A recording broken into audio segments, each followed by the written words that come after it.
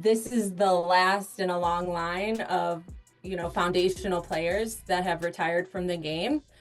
And now it's almost officially like your guys' era and time for players of your stature to kind of take over. I'm curious if you've thought about that at all. Like, is that something you guys all feel, or is that maybe me sensationalizing something? Maybe you a little bit. I think just, I mean, all these greats. I mean, Diana, she's the best to ever do it, and now to go to a franchise where, she's been a staple for 20 years. Just the history within it all.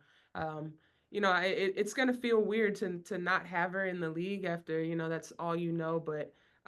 Yeah, I mean, I don't think anything changes for us.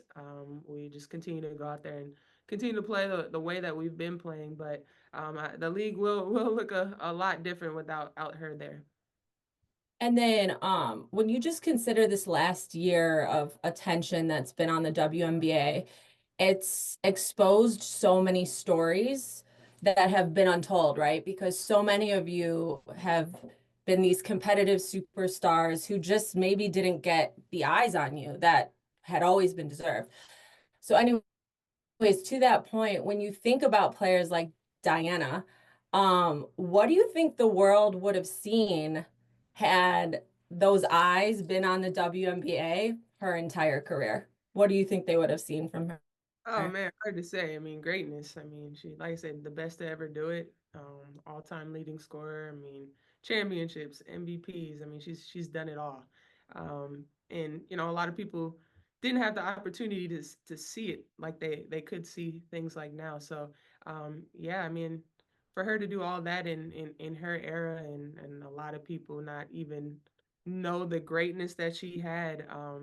Yeah, hopefully we can relive it over these next couple years, and they bring out all the best stories and moments of her. But yeah, I mean, it's crazy to think if we had all this back then.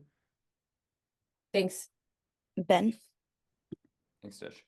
I got two as well. One on Unrivaled. It's been obviously more than half a season. Is there one just like off-court socializing, hanging out, joking around story or moment that like sticks out in your mind of just like this was really funny, this was really memorable of you and some of your teammates here?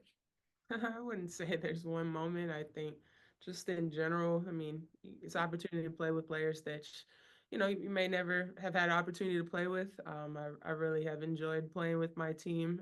I think our all our personalities and vibes just fit really well together. So it's just been very enjoyable in that aspect.